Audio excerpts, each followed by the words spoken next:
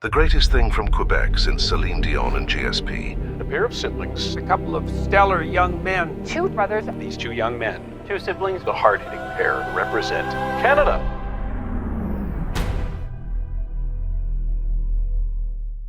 Welcome to 42.7.5 Thinkin Bros.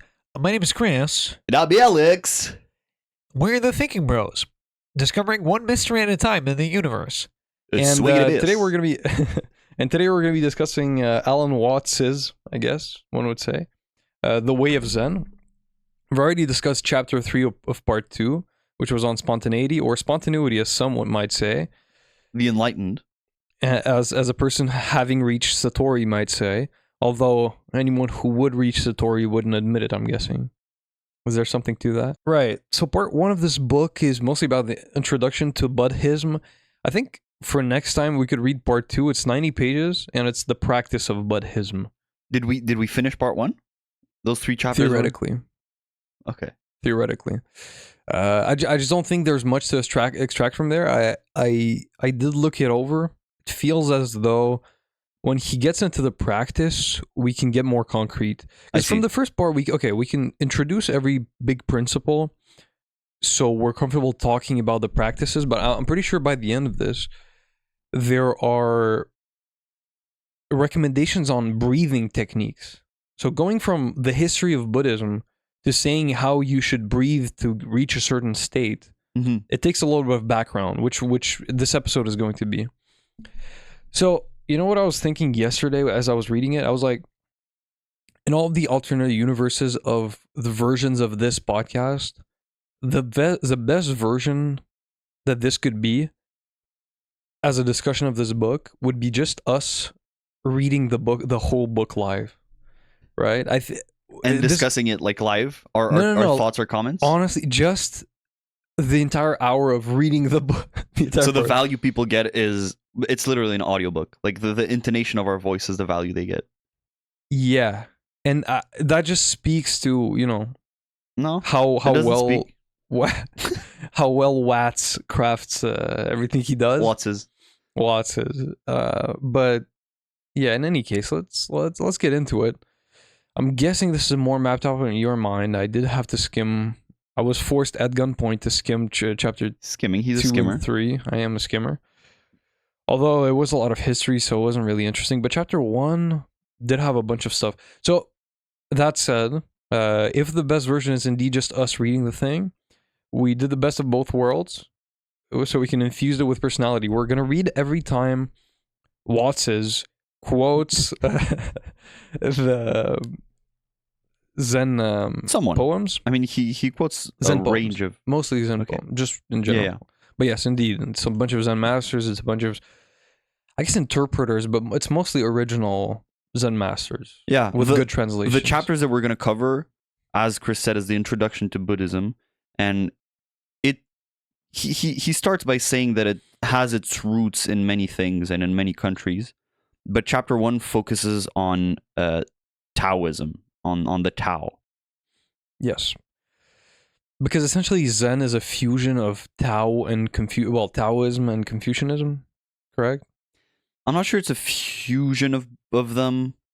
I mean, it evolved from it, because I think the Buddhism he concentrates is in China, and what he says is that Confucianism was already there, and since Tao and Confucianism was already there, when Buddhism came, it sort of got integrated well. But I'm not sure. I mean, I guess it's influenced by Buddhism and by Tao and Confucianism for sure.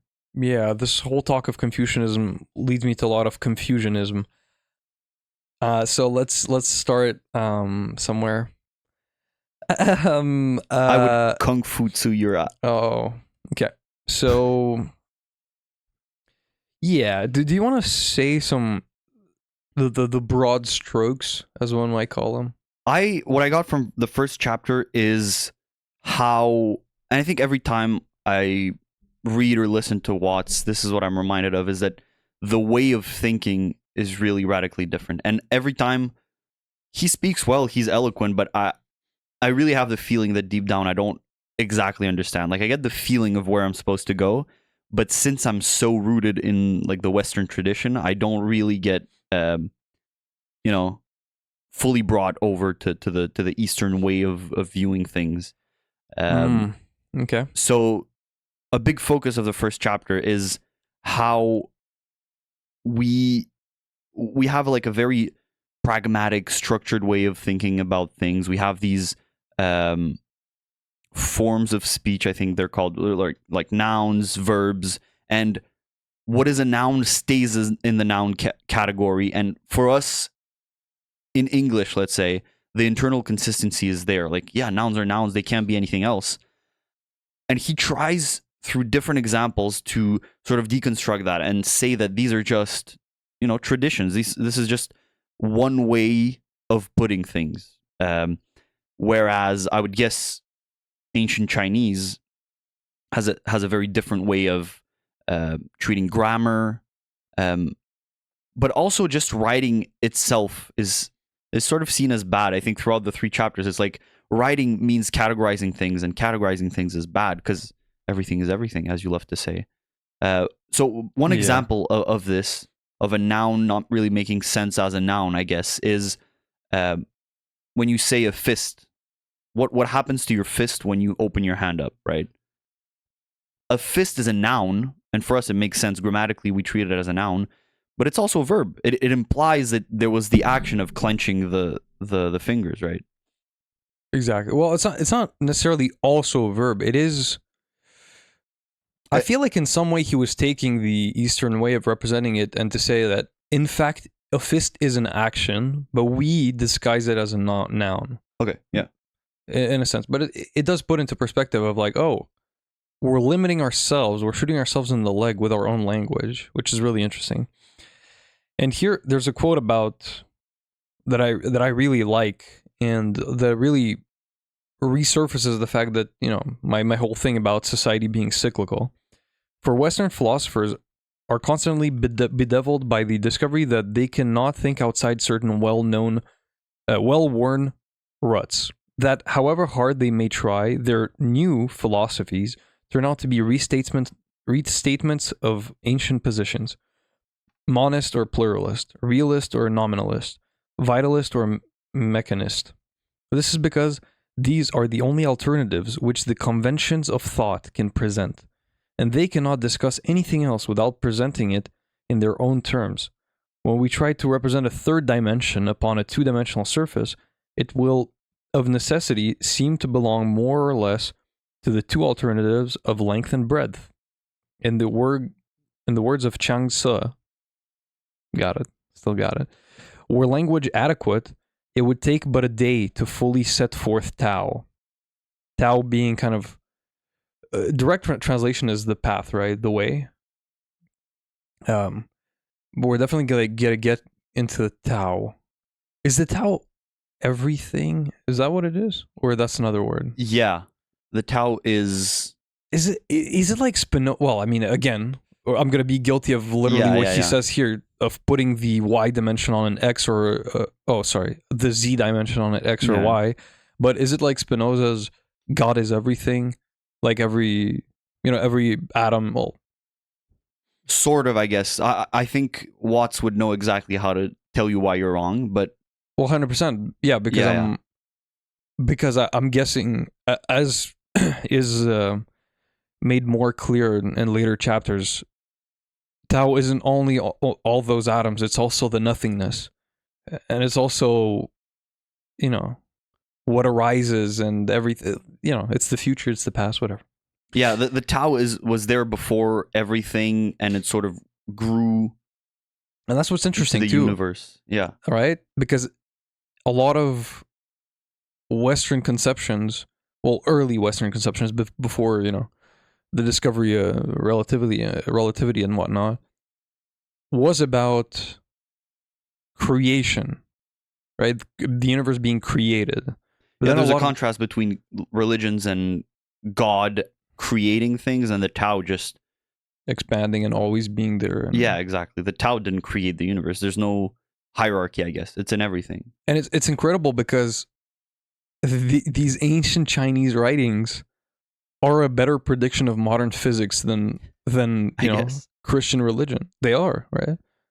Right. The universe was indeed a small, amalgamation Right. of particles, which is now expanding. That's Which grew into the universe. Yeah. And somebody 2,000 years ago was just like, I can feel the waves of the universe. They are expanding. And it's like, well, yeah, you're right.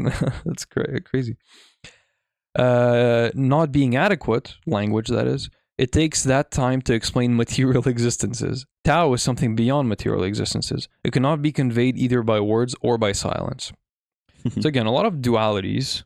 Is that fair to say, or is there something wrong with saying that? You have to be careful because you can make these statements in Buddhism, and you can be fundamentally so wrong, but it can slide under the radar, right? Well, the problem is also you applied the Tao to later chapters about Buddhism, and it's not like strictly applicable. Again, I would not know exactly how to deny you, but I don't remember what exactly you said, but you said like as we see later, the Tao is everything but also nothing. But that was more specifically in Buddhism. And not Zen? Well, or I think we didn't get to like the Zen Buddhism in the 3 chapters. We I feel only like got he starts to off, Mahayana. right, there's Buddhism. philosophy of Tao, the origins of Buddhism. Yeah, origins and then Mahayana. Mahayana. Okay, and chapter 4 is the rise and development of Zen. Maybe that's worth reading, but we didn't get there. Okay, what else is there? So you have to always think about it in relative terms. I mean, Watts has a bunch of examples to explain it, but there's no black without white. I'm sure he'd laugh at the classical conception of heaven, because he'd be like, well, everything can't be good because good is only in contrast to something else. If everything is good, we're just back to square one. I like the development from chapter 2 to chapter 3 of, the origins of Buddhism and how, escaping samsara and reaching nirvana is the goal. You're going to have to take over on that one. And then, okay, yeah. We'll get to that later, I guess. But 2 other things I think that are interesting in that chapter is that in the West, we seem to consider ourselves to be more what we were than what we are, right? We define ourselves as, I'm the person that did this, and I have these accomplishments or whatever.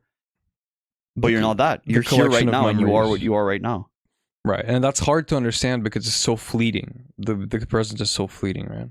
But I think if I focus at least on that, if I focus on the fact that I'm the person I am right now with, the desires and the strength and the whatever I have right now, I think that's really liberating, as opposed to, defining yourself based on what you were.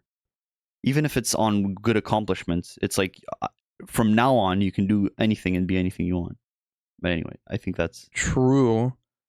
But then again, there's also this point of not forcing and not gripping onto things. Yeah. Not clinging, I guess it would be the proper Buddhist term. And anything that we say is desirable to reach, like for example, enlightenment or satori, it just in Buddhist terms, it's wrong to say that it is desirable to reach. Because if it's a goal, first of all, you're going to fail because it's about not forcing. And if it is a goal, you're going to force towards it. And the other thing about satori is having an ego and seeing the self as not part of the collective self. And saying, I reach satori, so I reach enlightenment, is wrong. Because you're not really, like, there's no you in that sense. And I think that's part of reaching it too, because I think the type of meditation he's going to describe later in the book is a lot about accessing the universe from within, right? So he says, what is knowledge? In some podcast, and he says, it's like reading these dictionaries and learning about all of these things. But then he says, well, why would you need to do that? Like, the molecules, the atoms, that you're composed of are billions of years old, right? the entire universe, you're part of the entire universe, and accessing it from within is one of the reasons meditation is used. Yeah, I think you're sort of skipping forward. I have one other point about chapter 1, but while we're on this, one thing I get confronted with while reading all this, and it all sounds so swell, and liberation and being detached from everything, but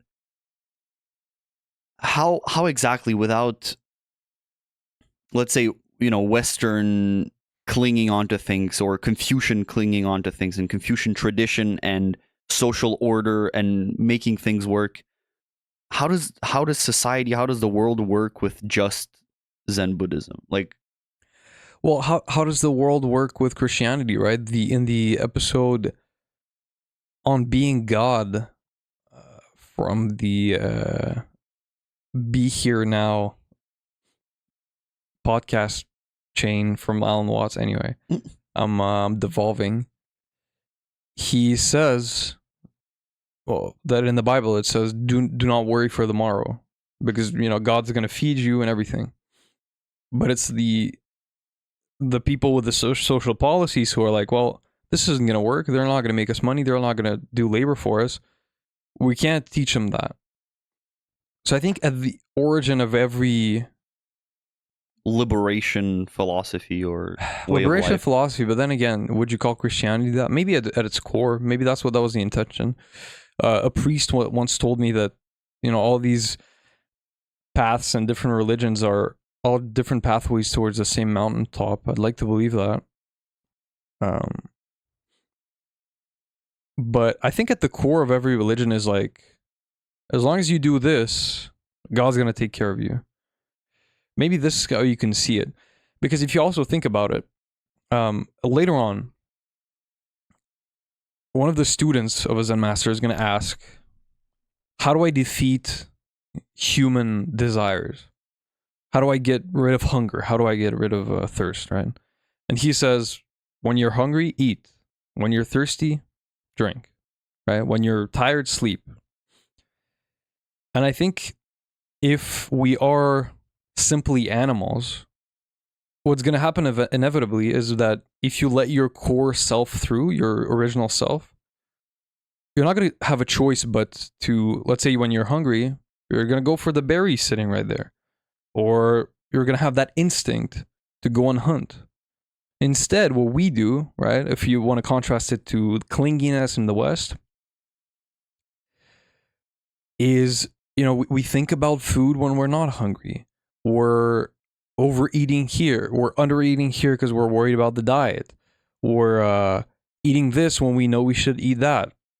And it's not the purest way of expression of that hunger.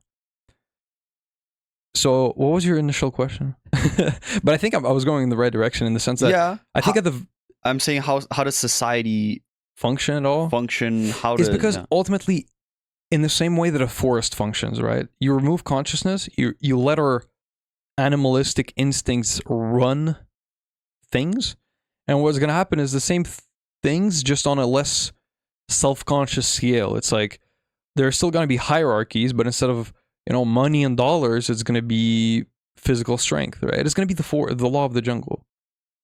And it seems very plausible when you look at animals, because also, obviously, one of the cores of Buddhism is the unison with nature, and not man against nature.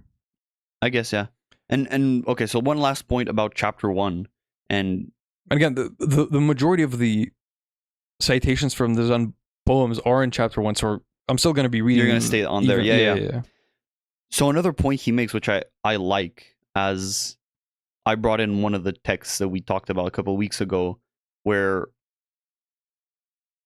specifically having a child was seen as an irrational decision within philosophy, made by a philosopher, right? But here he talks about it in the frame of Tao, I guess, and he speaks of, again, this conscious unconscious distinction, and he says the metaphor to think about it is like central vision, where exactly what you're looking at is in very high definition and you can see color and everything is very clear.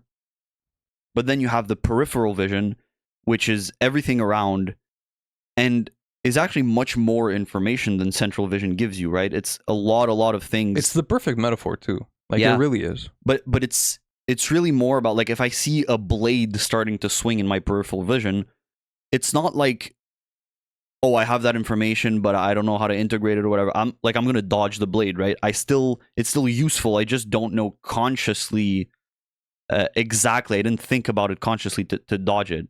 It just reflexes and, well, unconscious, like the metaphor is supposed to be.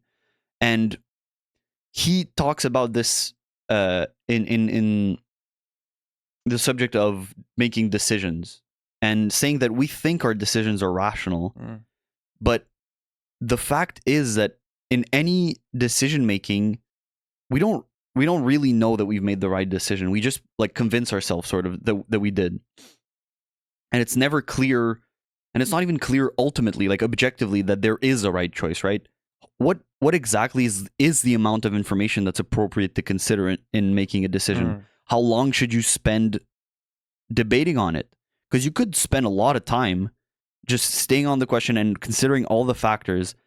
We always compromise when we make decisions. We say, look, I don't want to waste more time on this. I'm going to make the decision now. And there's certainly some things that you don't know. So in some sense, all decisions are always irrational if rationality is considering all the factors and making an informed decision. Yeah, marketers say people buy with feelings and justify with reason. And they should say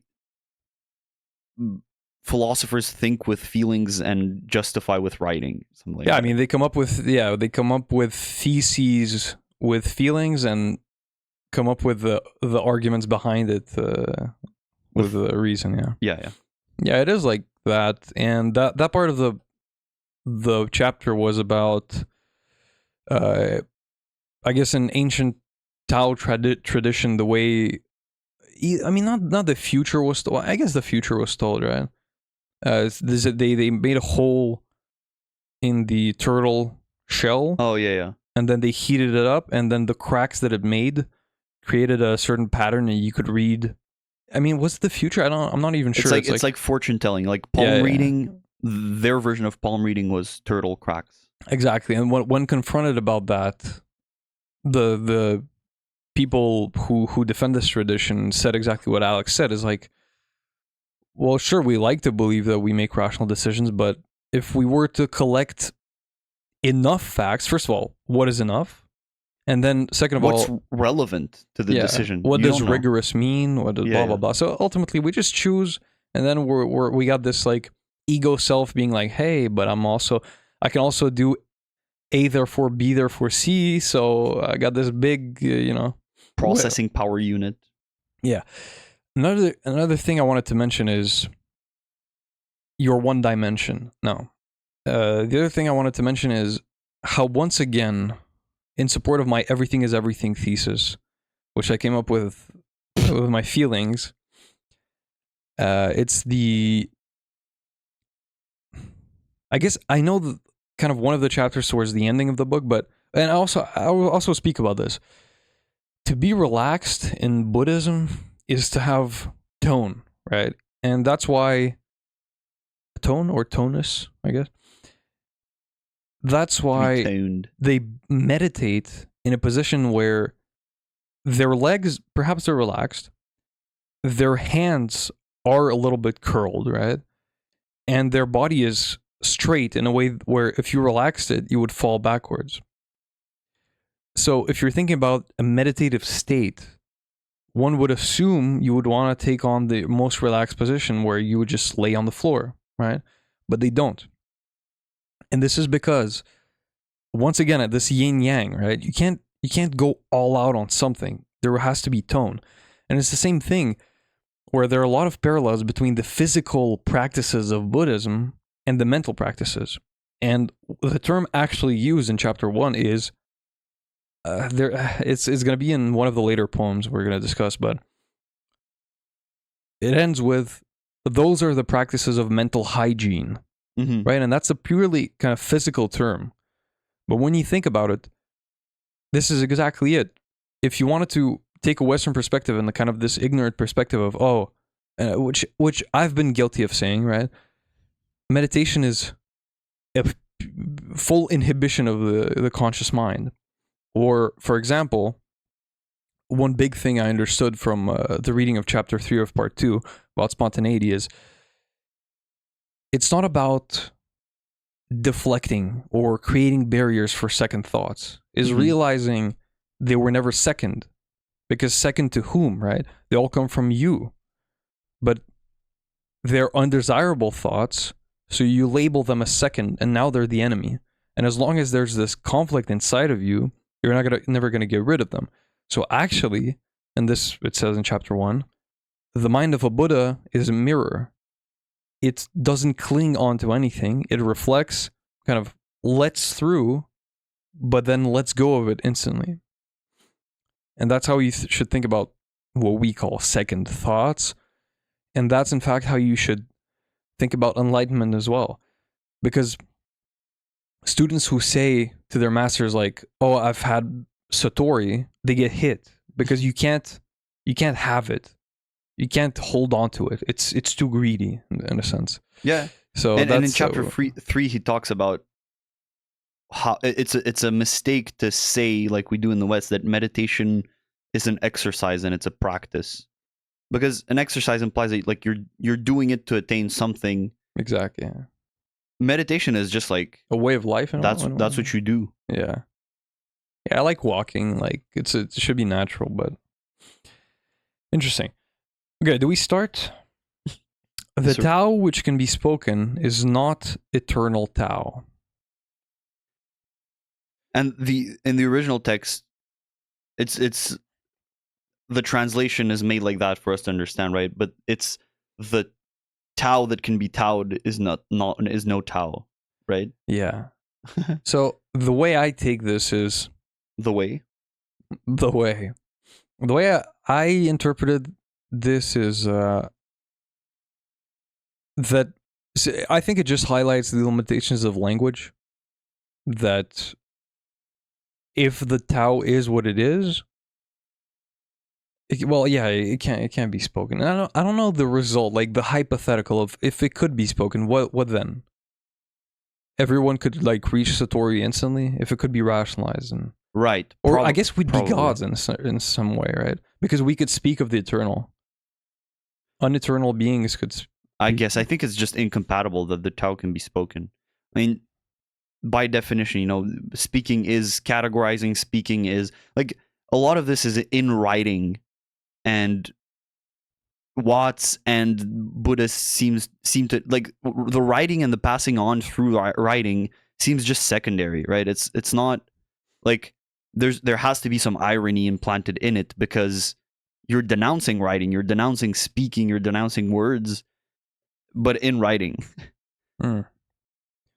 Right, and a lot of these, apparently, to play into the humor of Buddhism, a lot of these poems also have exaggerations, right? Mm-hmm.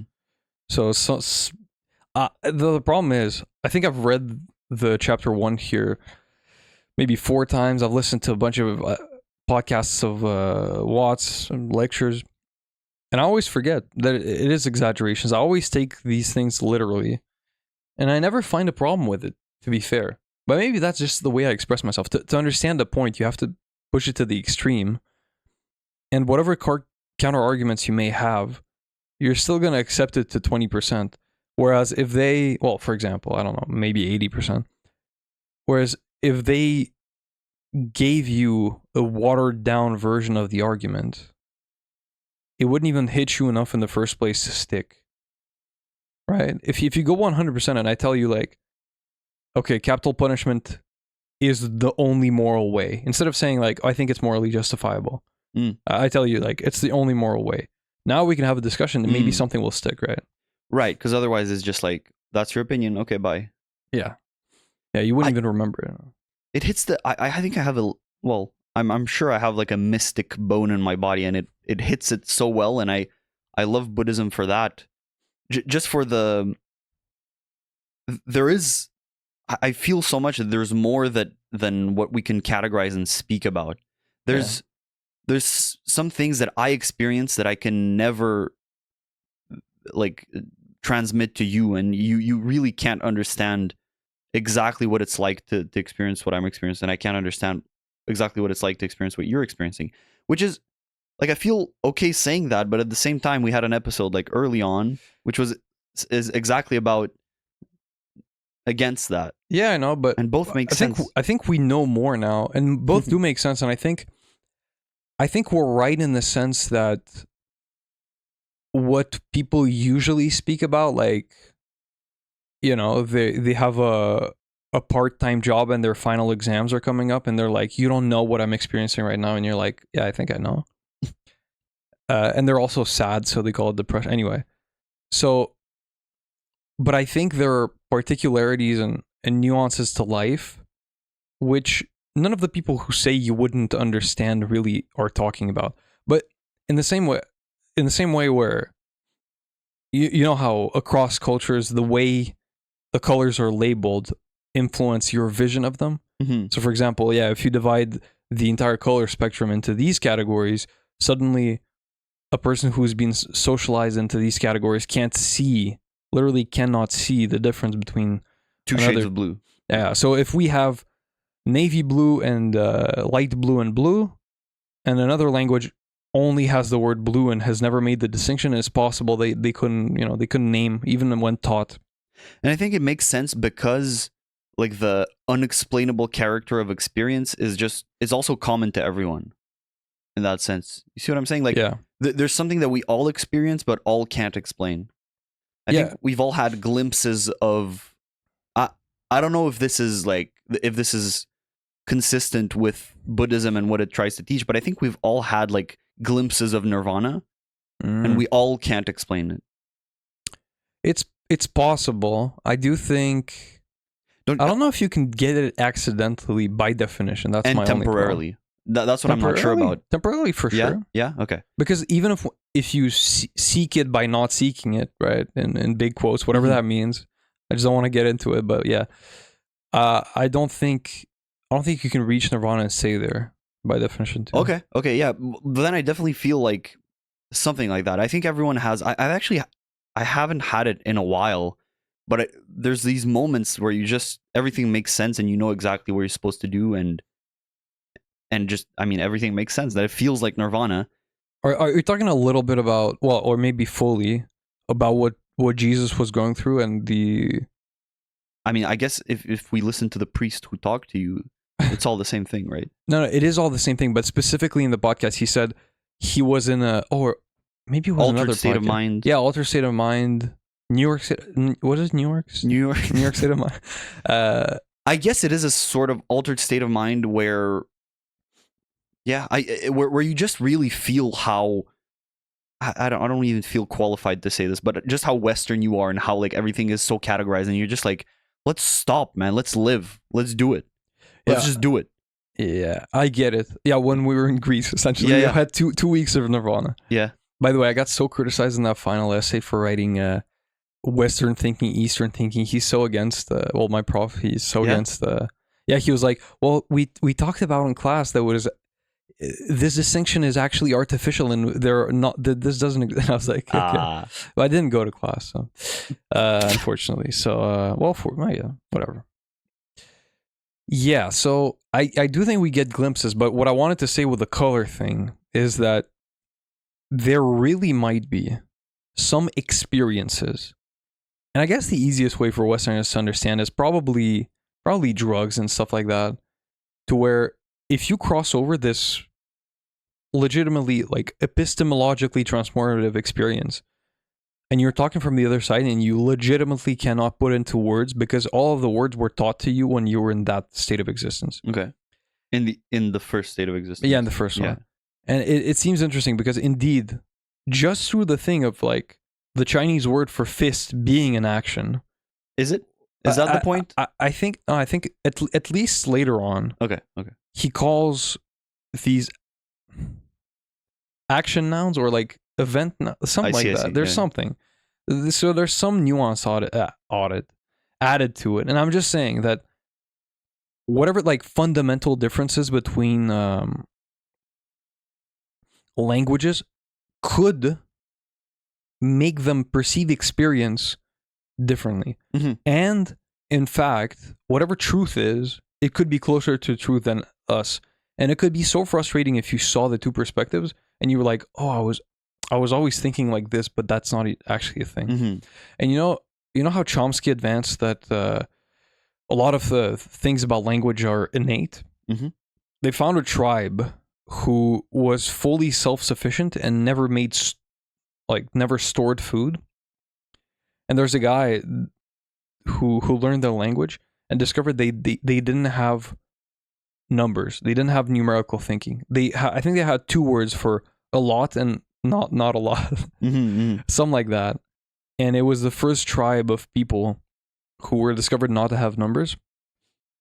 And it just went to the argument that a lot of these things are only evolutionarily adaptive and not innate. I see. So we're all just like products of our environment, and they just were in a situation where they didn't need it, so they didn't develop it, which is kind of fascinating. Yeah. And it's incredible. Like, if you didn't have numbers, how differently would you think and see the world? Right. I think it would be more close to what Nirvana is like, right? Everything is just everything. Everything is just everything. It flows, and I feel like numbers are the prototypical categorization way, right? 100%. Yeah. You'd just be like, it's very practical. That's what it comes down to, right? We have it because it's practical, and I'm sure a lot of these things are exactly that. And it's one of the reasons I'm against categories. Oh, he hates categories. Yeah, no, I do hate categories. I was gonna have I will have an entire chapter in my book dedicated to the problem with categories, and it's because people and you know, we joke about like, oh, cup, glass. What are the other things? Mug, and I think there are a lot of layers. I mean, no one understands. Okay. No, but I'm gonna get to it. But like, there are a lot of layers to what's wrong with people correcting us when we say cup, but we mean mug or something like that, right? Or glass. Because layer number one, when we say a word and we both know what we're referring to, there's not really a problem that arises unless it's in like an academic situation. And it's also the reason people replace offensive words with the first letter of it and then the word after it. And the problem with that is every single person having a conversation, when the substitute is used, what appears in your mind is the actual word. So the layer of protection we're adding doesn't add anything, because the ultimate result is that the offensive word appears in your mind anyway. Right? So it's so wrong to say the replacement word if we're only referring to the word, because it's in fact the context of the word and the intention behind the use that really matters, not the word itself. The word is harmless. Right? So when you're referring to a word and you're having a conversation with someone, and the context and the intention is to refer to the word should always be allowed to be said. What about for the first part? I guess both are related, but for the first part, what about when you correct people and they say something wrong? Like, if you got it. Grammar. Yeah, to be fair, that's wrong of you. Yeah, but I don't know.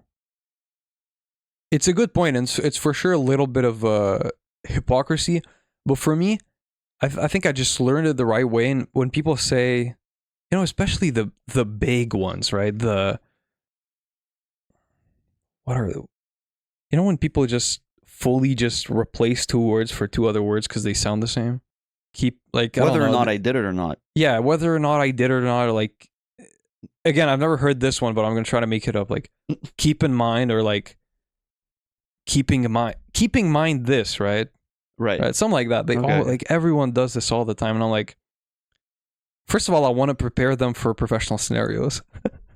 That's the reason. Anyway. Feel some way and then justifies it with arguments. So I think it's also partly like our immigrant brain thinking about all the times we got corrected and like like it being good for us and us wanting the same for the other people. 100%. No, it's always out of like, well, I want you to not make this mistake for others. It genuinely is. Yeah. Well, especially because I correct people I care about. If I talk in the Right. street, I'm not going to correct the guy, so I don't Yeah, care. But the second layer of the cup thing is, if I ask you for a glass and you hand me a cup, I'm not going to be one of those people who freaks out and goes get the other thing. I don't care. Have you ever seen a glass break because of hot tea? I've never tried. I know you know. Then Like, stop. yeah, but like if you give me a wine glass and I have tea in my hand, like I think I'm gonna pour it. I'm not gonna lie. If you want to be that funny guy who like I said glass, and instead of handing me a cup, you hand me a glass. You said glass. Yeah, I said glass. I wanted a cup, Oh, but you did the thing where you know I wanted a cup, but you handed me a glass just to be like, well, you said glass. I think I'm gonna just drink the tea out of it because there's no problem. And if it breaks, it breaks, you know. Quotes. I think from that we need to move on. Yeah. Yeah, we were so far off. The Tao is something blurred and indistinct. How indistinct? How blurred? Yet within it are images. How blurred? How indistinct? Yet within it are things. How dim? How confused? Yet within it is mental power. Because this power is most true. Within it there is confidence. Yeah, what an obscure poem.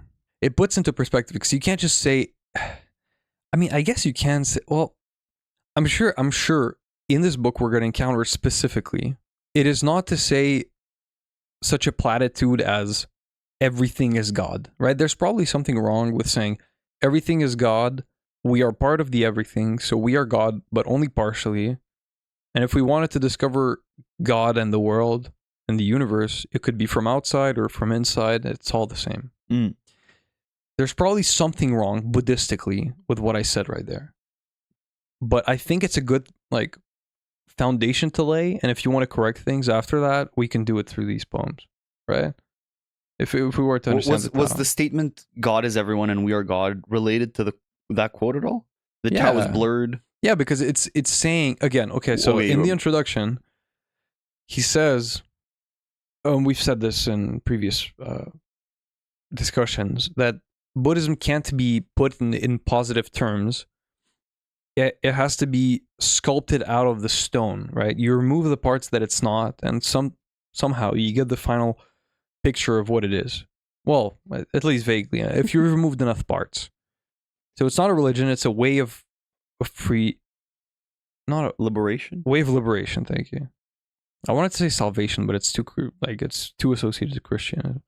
So here, it says, okay, the Tao is something blurred and indistinct. Within it are images, things. Within it is mental power. Within it there's confidence.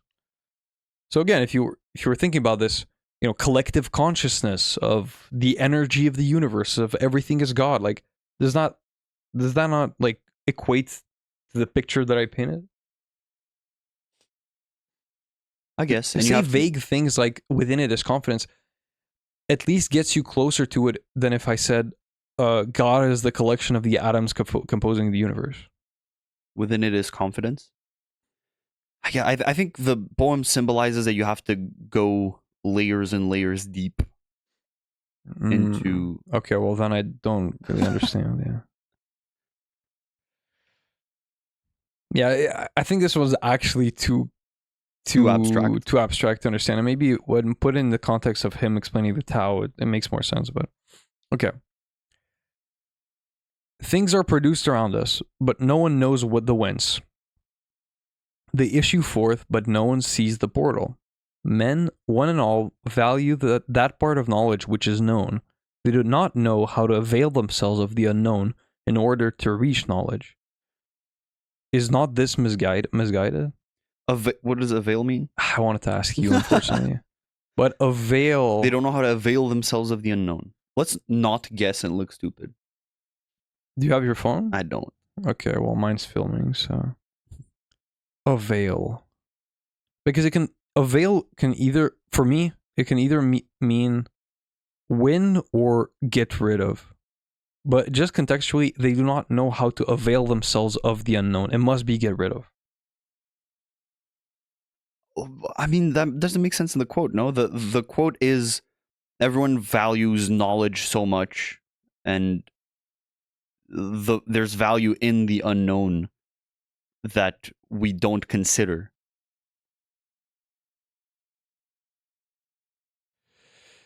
Is it not misguided? It makes sense. Yeah, this one I was thinking about yesterday because I didn't understand by understanding it as getting rid of the unknown.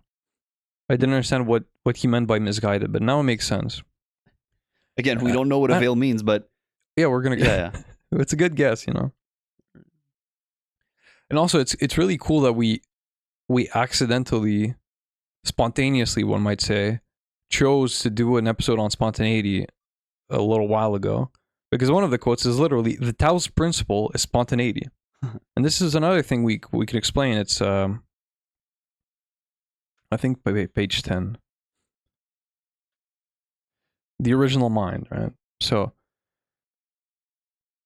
Confucianism presides then over the socially necessary task of forcing the original spontaneity of life into the rigid rules of convention, a task which involves not only conflict and pain, but also the loss of that peculiar naturalness. Of that peculiar naturalness and unself-consciousness for which little children are so much loved and which is sometimes regained by saints and sages. So again, it says, and the way I see it is really the animal mind, right? Or the purest way of seeing it in us is reflexes, right? You put a lighter to a hand, the hand is going to just, without second thought, without friction or anything, except for the friction against the air, the formula of which is actually, okay, so without any clinging, the hand is going to remove itself from the lighter. And if that's how we acted in life, I think that's where part of the salvation or freedom of Zen comes from. I think that's very far away from. I think there's a clearer and more close to life example that pictures this well, is like how, let's say you're a guy that doesn't have a girlfriend. How do you act around a girl where you restrain yourself and you act in this way or this way to try to be something, to try to have an effect, and how like stressful and how unpleasant that can be, versus how it's a state of play when you're with your friends and you do whatever you want and it turns out to be funny whenever you do whatever you want. You see what I'm saying? And it's just sort of a state of play, and it doesn't actually matter what you do. And you can say things that don't make sense, and your friend is there with you in that state of play, and you're just both spontaneous. You see that distinction? But this is what's beautiful, right? Because I think to even reach that free association-like state of complete freedom of mind and enjoyment and kind of just riding on the wave of the vibe that is happening, there's so much work that went into it, because you can't be that comfortable, the comfort that you're describing, with friends if a lot of work wasn't put into your friendship already. And this is what's cool as well. Just for me to get into the position required to meditate, there are a lot of preliminaries. I have to work on my hip flexibility, I have to work on my forearm endurance, and I have to work on my core stability. Like, these are true things, and I'm not just saying that like as hypothetically. I've literally tried to meditate, and everything hurts. My lower back, my hamstrings are too tight for my lower back to be straight. My core is too weak to hold me up for 10 minutes straight. My hip flexibility isn't sufficient. So, again, this plays into the everything is everything, and it's the same thing for the girl thing, right? People who have done it a million times and that have created the reflexes of doing what's right can have so much fun talking to girls, because they will automatically and spontaneously act in the right way, which is going to be fun for both, but they forged this person. Yeah. And I think that makes sense within the narrative of Confucianism being what you do when you contribute to society and build a family, and then Buddhism being what comes after, and being hard work and being hard work to attain nirvana, because you have to work through, the hamstring tightness and the back pain and the social strictness that you had because you built these habits for so long. You could you have? Yeah, you could have stayed a child in a sense your whole life if there was a Buddhist society that encouraged and allowed you to do that. You see what I'm saying? You build these habits of being right for society, and then you have to work through them to attain nirvana. Yeah. It feels similar to, I forgot what sport, but I think it might be ballet, where I think so as a child, I think before 10 or 8, something really young, your hip bone can like spin in a certain way. I think it's having your foot point like literally 90 degrees out. Right, or even more. But that's restricted by the hip, right? Yeah. And if you don't constantly exercise for that to not grow, not grow, how would you call it? Like not calcify. Not necessarily calcify, is it? I'm not sure it's calcify, but for sure, just like, yeah, so essentially, before you're 8, your hip can turn in that way, and there's a very specific move that is very important. That movement. Yeah, it's very important for ballet. Balleteers.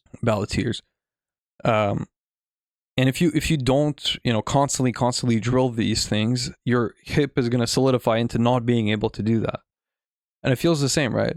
It's like, unless acted on by an outside force, an object in motion will remain in motion, right? Yeah, but your thing is nothing changes if nothing changes. Exactly. Your thing is permanent though. One day at a time. Right, the hip thing. It's like a critical period of development. Okay, are you then saying that this spontaneity must be worked on even when you have it? Is that what you're saying? No, what I'm saying is I don't think it's that way. I think it is workable on even when you're past 10 years old. 100%. But it's a little parallel. Yeah, it's a little parallel. But yes, a little parallel. A move in ballet, actually. Yes. So okay, the great Tao flows everywhere, to the left and to the right. All things depend upon it to exist, and it does not abandon them. To its accomplishment, it lays no claim. It loves and nourishes all things, but does not lord it over them. I like that. Yeah, as opposed to Christianity, I guess. And again, there's this a little bit like of a loss of not a little bit, a lot of loss of ego, right? Because if you always see life as you being the main character in a direct conversation with God, and you've given me my hardest battles and everything like that, it's such a big epistemological shift to just be like, I am an undulation in the energy of the universe, right? Like to hop from one to the other, to be like, I'm literally no one, but I can live and I can be spontaneous and I can do all these things. Yeah, I understand. It's like the frame of reference in physics, right? It's like if you're within a plane, your frame of reference is moving 1,000 kilometers an hour to the right. So if you're walking, So if you throw something back, like you see it as going to 20. Yeah. Well, okay, well, maybe we can make this clearer. So if you're moving forward in a plane and you throw something to the back of the plane, you're going to see it move back like a couple rows in the plane, and you're going to be like, I threw this back and it was moving 20 kilometers per hour in that direction. But in fact, it was moving 1,980 kilometers in the other direction. Was it? From the frame of reference of like the Earth, an observer on Earth. An observer on Earth, but then from space, there's the rotation of the Earth coming in. And it's all about frames of reference. So again, I do feel like Buddhism is another frame. Do you want to say more on this? Because we're going to get to my favorite quote here. I feel liberated from my ego and that's only 3 chapters. Imagine 8. Ends the episode there. I feel the most disconnected from my ego when I hear somebody else's problem. When someone talks to me about a problem and I want to solve it with them, I feel like I become like I'm in that story, I'm in their life, and I want to, like, my ego is not in play anymore, and I want to like help find the best solution, and it sort of feels like I'm them in that situation. I don't know if you get that. Like, Yeah, I mean, that's just you have good theory of mind, and a lot of people don't. A lot of people don't. They're like, well, I did this to fix this. Why couldn't you? Well, because I'm not you. It's so crazy. Like, when someone tells you their problem, and some people are really like, the ego takes so much space that they're like, oh, okay, this is what they said. Let me try to seem cool. What can I do to seem cool in this situation? Or like yeah. It's also the basic things, man. It's like, I'm sure you have these types of friends. Getting into arguments like, you discover someone doesn't like a food you really like, and suddenly it becomes like debate club. It's like, nah, no way. It's the best thing. It's like, dude, do you not understand that people have different tastes? Or for example, when you say this, I want to have you like in this state of mind you're in now. I don't know. I want to like conserve it in a jar and then make you absorb it sometime when you're talking. Okay, sure. You can you can use this moment to remind me of it. But I think the times that you think I lack theory of mind is a lot more philosophical, where I'm thinking about more. I wanted to say objective, but that's the problem. More. What do I say? How do you call it? Universal principles, at the very least. We can get into the specifics, but if you're referring to every time, for example, we've disagreed, like we've both hit a brick wall in an episode, I think I'm talking about universal principles. And sure, you try to bring me back to, well, it depends on the person, but I really like to believe that there is a philosophy out there for everyone. Idealistic, maybe. When the superior... It depends. Okay, go ahead. Philosophy is sometimes universal and sometimes not. When the superior man hears of the Tao, he does his best to practice it. Very important for when we're going to read part 2. No, really. It's a Yuri move. When the middling man hears of the Tao, he sometimes keeps it and sometimes loses it. When the inferior man hears of the Tao, he will laugh aloud at it. If he did not laugh, it would not be the Tao. And this is one of these like Buddhist flavor, ancient, filled with meaning citations. I love it. Buddhist monk confirms 3 levels of Chris from Thinking Bros. And it is our 3 levels, isn't it? Well, no. Did you get our 3 levels? Because I think later on, I'm definitely not going to find it now. But yes, it's the guy with I think it's a poem too. It's the guy with after 5 years, this. After 9 years, this. Did you get that? What I think. Well, I'm pretty sure Confucius has a quote like that, but that's within Confucianism. Confucius? I mean, exactly that person. I feel like I'm good. Can we get a Mandarin there's a guide person? of pronunciation in there, no? Oh well. Can you really convey it with English Western letters? Western letters. Oh, there it is. Okay, I found it. I'm gonna read it.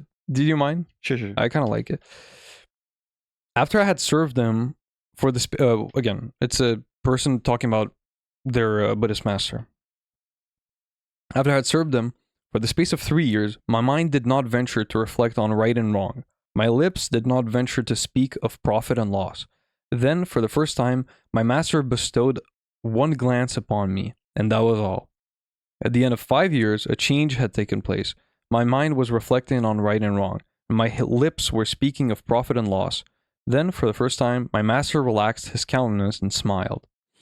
At the end of the 7 years, there was another change. I let my mind reflect on what it would, but it no longer occupied itself with right and wrong. I let my lips utter whatsoever they pleased, but they no longer spoke of profit and loss. Then, at last, my master led me in to sit on the mat beside him. At the end of 9 years, my mind gave free rein to its reflections, my mouth free passage to its speech. Of right and wrong, profit and loss, I had no knowledge, either as touching myself or others. Internal and external were blended into unity. After that, there was no distinction between eye and ear and nose and mouth. All were the same. My mind was frozen, my body in dissolution, my flesh and bones all melted together. I was wholly unconscious of what my body was resting on, or what was under my feet. I was borne this way and that on the wind, like dry chaff or leaves falling from a tree. In fact, I knew not whether the wind was riding me or I on the wind. So I like it. I think I think love though it, yeah. that it's so like deep. I mean, we could spend the entire episode probably. Exactly, concretely, how do you even talk about the 3 stages? Like, what does that represent exactly? Well, I think I think it's astonishing that it's reflected by the simple quote, "It gets worse before it gets better." Mm-hmm. Right? And it's a lot like the thing about spontaneity. It's, first of all, you're going to try to do one thing at a time, right? And you should think on one level. You can't think about thoughts because that would be dividing yourself into 2. You should only kind of act. You should. I'm sorry. I'm talking about level 2, right? Because level 1 would kind of be to think about thoughts, think about actions, hesitate, cling, friction, whatnot. Then you make this effort, and you have this intermediary stage. But then, when you've mastered that, you can think about thoughts because that's an action in itself. Even I didn't follow that. Yeah. Yeah, because if there are too many layers of division, right? But then when you unify the self, you're allowed to do anything. And this is kind of what isn't that what happened at level 3? It's like, for level 2, he restricted himself from talking about good and bad. And then he let his mind free. And now, well, I mean, there was also a 4th level where he didn't know what good and bad was, and it was all blended together in the yin and yang. That's probably like a Satori moment. Like, I don't know. We should add a level 4 to our theory, but Maybe it should all be one level. Yeah, sure, man. But ultimately, he goes back to allowing himself to talk about it, where there should be no restrictions. But isn't, and again, I'm guessing it's too mechanistic as an explanation. But isn't the getting worse just an internalization of that? Then you can let yourself be free, but because you've gone through the stage of a part of yourself working against yourself, you've now internalized and made it a reflex to do the right thing. So then there is freedom in it. It's like a person going from being fat and having habits that lead them to be fat to a dieting stage where they learn to eat healthy, and they're battling with their desires to eat bad things. And then when they internalize it as a lifestyle, they now don't have the cravings. They want to eat the right things. Mm-hmm. And suddenly, and now got better after getting worse. I think this is good. I think it's, you can get at this from many sides and through many metaphors. What this made me think of in my life specifically is I recently started swimming and like learning how to swim for real. And in the beginning, you know, I couldn't do one length of the pool, like 25 meters. I couldn't get to the end. And it was constant thinking about everything.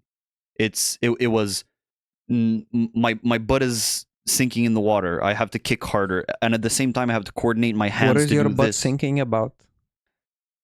I have to coordinate my hands to move, not too fast, not too slowly, so that I have time to lift my head out of the water, and I have to turn my body, but not too much. Mainly, I only turn my head, and I mean, I could go like from my hands down. It's like my hands need to be closed fingers because that's the best way to drag water. They have to move fastest and with the most effort when I'm pushing myself to the front. My elbows need to be bent a little bit, and thinking about everything. Yeah. And at some point, I don't know, a month in or a couple weeks in, I didn't think of anything, and I could just swim. But I'm not a good swimmer, and I still am not. And at this point, I'm at a stage where most things are automatic, and I can say, okay, this doesn't look too good. let me, while I swim, think of this specifically. So Yeah. how do I lift? I'm doing everything. How do I lift my left arm out of the water so that it's symmetrical with my right one? Because I think my right one is correct and my left one is not, and I need to correct this. And so you're Anders Ericsson prepared us for this moment right here. That's how you become an expert. 100%. 100%. Yeah. I'm looking forward to getting there with Muhai Too High. 100%. No, but because if you get past the beginner stage where everything becomes automaticity, and obviously, so you explained the level 1, 2, 3.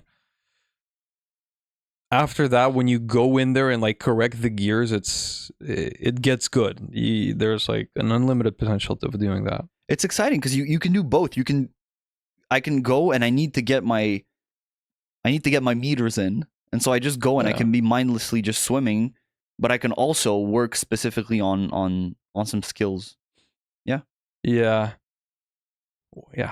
One of the things that whatever. I mean, it's obviously gonna happen, but that if you concentrate too hard on one thing, it might have an opposite reaction that you're only gonna notice later, and now you're drilling that undesirable reaction because you're drilling something else. But anyway, doesn't matter. Okay, the man of character, Te, lives at home without exercising his mind and performs actions without worry. The notions of right and wrong and the praise and blame of others do not disturb him. When within the four C's all people can enjoy themselves, that is happiness for him. Sorrowful in countenance, he looks like a baby who has lost his mother. Appearing stupid, he goes about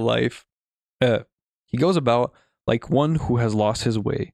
He has plenty of money to spend, but does not know where it comes from. He drinks and eats just enough and does not know where the food comes from.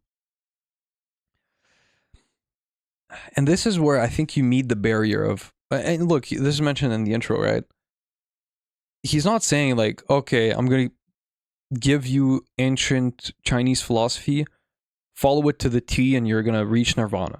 Like, that's not at all what it is. It's like, look, we're in a very different cultural context. Take what you will from this, but listen to these words because they have wisdom in it. And all of these things of representing the Zen master as the fool, right? The freest person, I guess. The freest to express himself. It's all an extreme taken for you to kind of idealize and realize that, look, right now it's kind of the opposite. Every funny thing I want to say, every free thing, every natural thing that I want to say, I restrict myself from saying it. And there are two things in opposition in my mind. There's this filter, this conscious filter, not letting me speak my mind. Can I at least a little bit profit from this fool metaphor to become more free? And pretty much everyone can say yes. But I think, if you took this literally, just like this is the ultimate Zen master has understood happiness as the man without a home just walking around in the forest and, I don't know, making racist jokes. That's probably pretty free. I was like millisecond away from saying picking mushrooms. Yes. I was very unrelated to what you said. We'll edit it over that. And these quotes always make me think of morality, and how they treat morality is very surprising to me, and how willy-nilly they talk about it. It's just like, you do the right thing naturally. You're just doing the right thing. And I imagine a situation where you like that idea. I do like that, and I do think that if everyone, what makes us do bad things. Thank you for deciding. I like that. No, I just know. I do though. The things that make us do bad things, I think, are grasping. Right? If you let go of grasping, I don't think there would be these immoral things that we now consider immoral. Yeah, if you think about the sins, right? Like pride. Pride comes from individuality. Individuality comes from this like ego created by self-consciousness. If we go back to animal state, animals don't have an ego, right? Beta chimps show their teeth at the alpha chimp, or chimp. I don't know. Chimp doesn't sound very intimidating, but I'm pretty sure they're pretty big. Joe Rogan, I think, would tell you that they'd tear you apart. Yeah, they probably He would. talks a lot about Yeah. animals. They show, they show their teeth. They show their inferiority. They're not, they're not insecure about it. They're just like, well, this guy could clearly tear me in half. How about I bring him bananas and I get protections from him, right? I get protections. I get protections from him. Then you think about, lust. Can you ever say that an animal is lustful? Well, when dogs are in heat, I guess they go around humping everything, but first of all, we wouldn't classify them as lustful. Second of all, it's only a problem because dogs are owned by humans, and if they reproduce, that would create a problem for humans, right? Yeah, it would create a problem for humans. If it's like wolves in nature, you wouldn't say an animal in nature is lustful. They just go with the flow. In what way is that immoral ever? Yeah. Yeah, and it's the same thing for us. It's like, I think a lot of people cling and attach lust to something else, like ego or like hierarchy and stuff like that. What are others? Like sloth. I mean, if we were in a naturalistic environment like a forest, right? Sloth just except for sloths, it just results in natural selection, right? You're just dead. If you don't get to be lazy. Now we get to be lazy, and it's all about this self-consciousness. So if you return to this natural like animalistic state, and if you picture the, not Confucian, but I guess the Taoist, right, disconnected from society, living out there in the mountains, meditating 10 hours a day, that's exactly what it is, right? If you do not entertain your garden, you can't go to the super mall and buy yourself stuff. It's so simple. It's just a supermarket. Supermarket. You have to, like, if those berries aren't watered, you're not going to eat tomorrow. It's simple. It's like, it's math. No, so you don't get to be lazy. Math. Never numbers. You don't get to be lazy, right? Mm-hmm. If you're hungry right now, guess we're going hunting, right? Oh, you're not strong enough and the animals are actually overpowering you. You go train. For us, it's all like, oh, but Instagram pictures, look in the mirror. Should I not? So yes, in fact, I do like the idea of natural morality. Natural, built-in morality. I guess, but I think it would still go against our conceptions. Thinking within the frame of how I'm thinking right now, it doesn't really fit, because I think natural morality would also involve doing some bad things, like killing people. Yeah, I mean, but then in that sense, it wouldn't be seen like, if we don't have these frames of morality, then I think Buddhist masters literally call themselves thieves of virtue.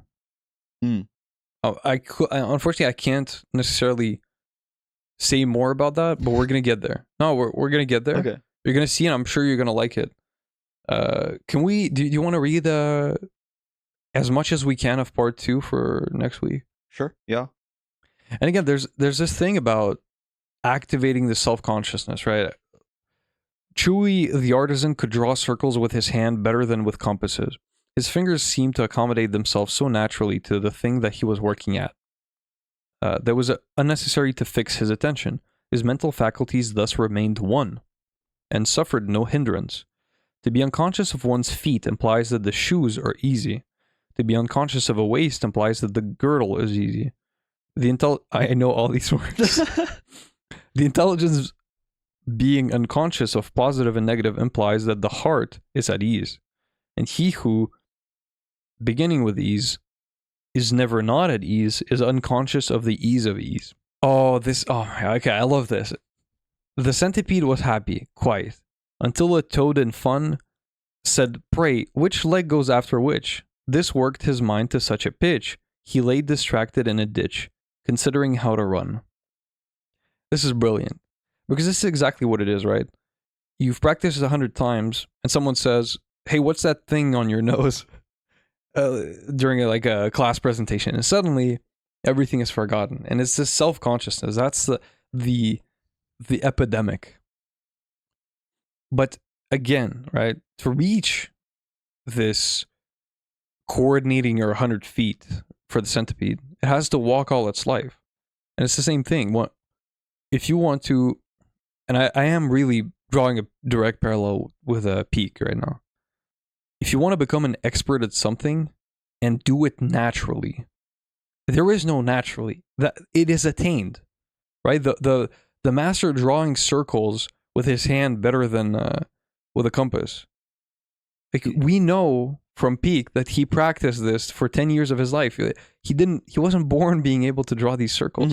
And if you say, hey, when you get to 270 degrees, there's you kind of mess it up usually. Be careful with that. He suddenly starts thinking about it. He messes up. I'm not sure why I said that. I'm not sure what the relevance of like being distracted is. I guess your attention isn't one. You're now putting yourself above yourself and thinking about yourself, what yourself is doing. So you're thinking on two levels. Whereas if you were in unison, and once again, if you want to draw another parallel, if you were in flow state, and the only thing you're thinking about is the action. But that's then again, the thing. I think I don't know where thought goes in those moments.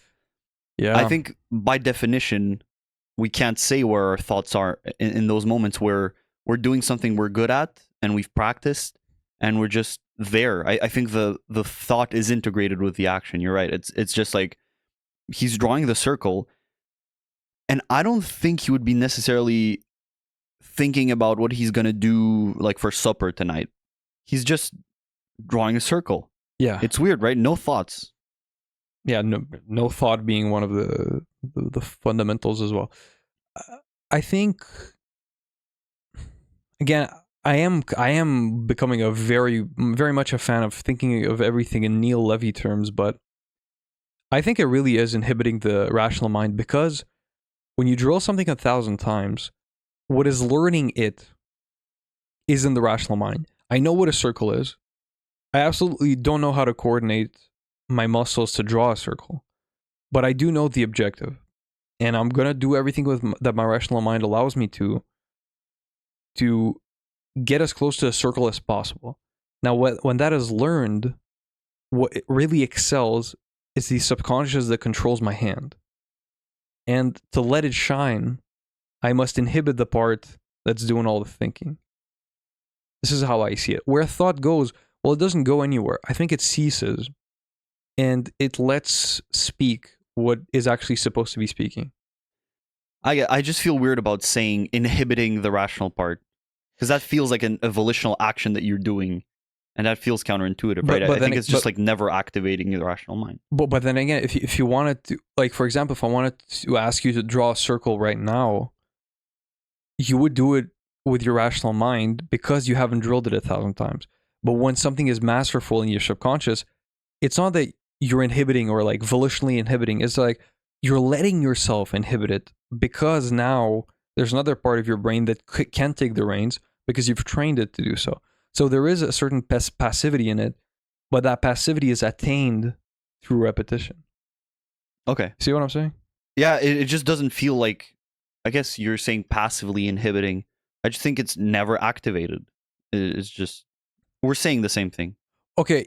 You see what I'm saying? I think it's an effort to activate it. I'm drawing the circle and I'm like, and I have to think, oh yeah, I have to improve in circle making, and now I think about it, and it's activated. But I feel like the way I say it is more naturalistic, because as Westerners, as opposed to Easterners, we're always like, our rational mind is always activated except for sleep.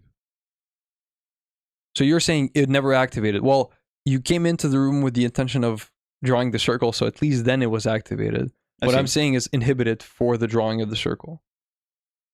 It literally doesn't matter, right? Okay, I'm pretty satisfied.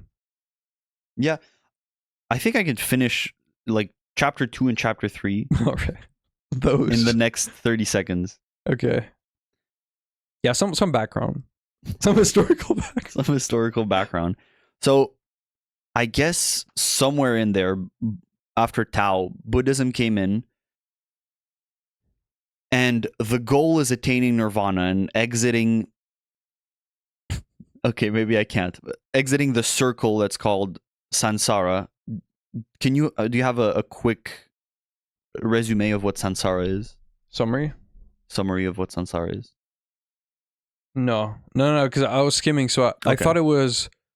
Well, first of all, it's seen as the other side of nirvana. So yes. I was like, okay, it's hell. It's the eternal cycle of life and death. Yeah. And where does karma come in here? I think karma, as long as you have karma, you're kept in samsara. So whether it's, I think bad karma is the focus at the beginning, but he says eventually even good karma is not good because it's striving, it's grasping in some way, it's acting against naturalness. I'm sure I'm getting this a little bit wrong, at least, but yeah. Another thing is obviously karma as a direct translation means doing. So when people say it's your own karma, it means it was of your own doing. It's not a magical energy that is stacked up to be reborn in another life. You literally did this because that's how kind of the energy of life flows, in a sense. Yeah, but I think if we want to go quick, people can think of samsara as the cycle of being keeping on grasping things and clinging on to things when you shouldn't. And nirvana is this sort of elated, but not even elated. It's just like this free state of mind that people are striving for. And that's chapter 2. And chapter 3 says that the Mahayana Buddhists saw through that and said, what do you mean nirvana samsara? That's an opposition, that's a duality. Duality doesn't exist. Nirvana is now. Like, you're in nirvana now. Yep. You can't strive, because if you're striving, there's something to strive for. And nirvana, by definition, is, like the way you've defined it, is a state of where you don't strive. Yeah, that's exactly what Dostoevsky says in Demons, right? The moment man realizes he's already happy, all unhappiness stops. Yeah. Something like that, pretty close. Something like that, yeah. And I guess this explains the striving towards spontaneity. Because if happiness is indeed now, then you have to learn to be in the now. And just that is the biggest challenge of all, right? Right, but that challenge is an illusion, and that striving for spontaneity is an illusion. You're here. You have it now. Just stop. That's the point. I think of chapter 3 is like, just stop. You're here. You're right, but because you've trained your rational mind to never let yourself stop and to always double question yourself. What's the term? Double. It's double something. No, we got to get this. Yeah, but you know what it is. Yeah, right? I know what you're talking about. I get the feel of it. Double. Okay, so it's 3 days later. We're just gonna move on. Wait, did we keep the same socks? Yes. Okay. Double. Okay. Whatever. Double doubt. I don't know. I don't care. Like, it's not like, oh, you read this book and you're like, oh, Nirvana's now. Okay, let me just get in the now. No.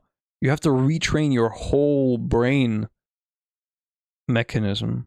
Yeah, to eventually understand that you could have had it, or you had it right correct, now at the beginning of training. In some ways, although I know it's wrong to say this, and he says this countless times, it must be forceful in the sense that, like, I am striving towards something.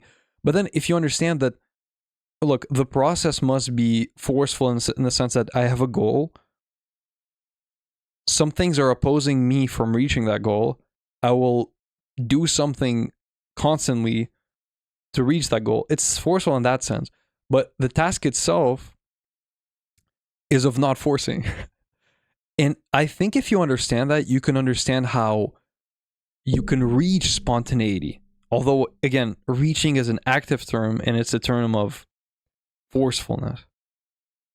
It makes sense to me. I think that's the mystic in me that's just like, yeah, man, you can't describe it, and you right. These are things that do not match. We're talking about striving to a certain goal of non-striving, and that's literally incompatible. But the whole thing is, like, the whole book is full of incompatibility. Yes, it's like, yeah. I think it's, as we said, it's like just writing about it. Writing a book about Zen Buddhism and how to attain it is nonsense, but it gives hints. Yeah, right? Like, look at this. Superior te is not te, and thus has te. Inferior te does not let go of te, and thus is not te. Superior te is non-active, wu wei, and aimless. Inferior te is active and has an aim. Te being virtue. So Yeah, you know, I think this just took 1 point from the figured it out rating. Okay. You opened that up so quick to you see it's just like Yeah, not because I had it in mind. I don't wanted to say it. Okay. Figured it out. okay. 3, 2, 1. FIOR. Should we do like a customized countdown of the initials? FIOR8. Figured it out rating. FIOR7. Okay, yeah. I was gonna go 7, but like I was like, okay, I just took a point away. And there's also the thing of you understand Buddhism by practicing it. He says it in chapter 1. Mm-hmm. And the only way we're going to be ready to discuss it, like from a Zen Buddhist perspective, is when we finish the book. For me, yeah. Concluding statements. For me, it's all about just like realizing I feel closest to it in thinking about it this way. You already have it. You're there. Just don't strive. Yeah, but yeah, okay. Just realize the irony of, I don't know, you're at university striving for this because you have to prove this to this person. Yes, all of that, right? But also, you're living, man. Like, you're breathing, you're walking, you're having experiences. It's all just great. Yeah, if you said this sentence to me 5 years ago, I think I would have hit you in the face. But I get it now. And I think you're right in the sense that even the striving towards the non-striving has to be strivingless. And if you listen to the entire episode, I hope you understand what I say. I mean by this, because the way the Buddhist masters teach it is by asking these complex questions like, oh, does the water in the drain turn clockwise or counterclockwise? And expect non-hesitancy in the answer instead of a good answer. So what I'm going to do, what I'm thinking is how I'll reach spontaneity as a Westerner, as opposed to an Easterner, is by studying the right answer to each question and being able to respond fast because I already know the right answer and I've drilled it. But what they're saying is, no. You drill the freedom. It doesn't matter what the answer is. Yeah. And that's very interesting. Mm-hmm. I think there's much to demystify. So let's go with 7, yeah. It's been a Thinkin Bros. Thanks a lot for listening. Go for That's philosophy. So go to thinkinbros.com for more information. Contact us at thinkinbros@gmail.com for questions. And we'll see you next week. Chris. See ya.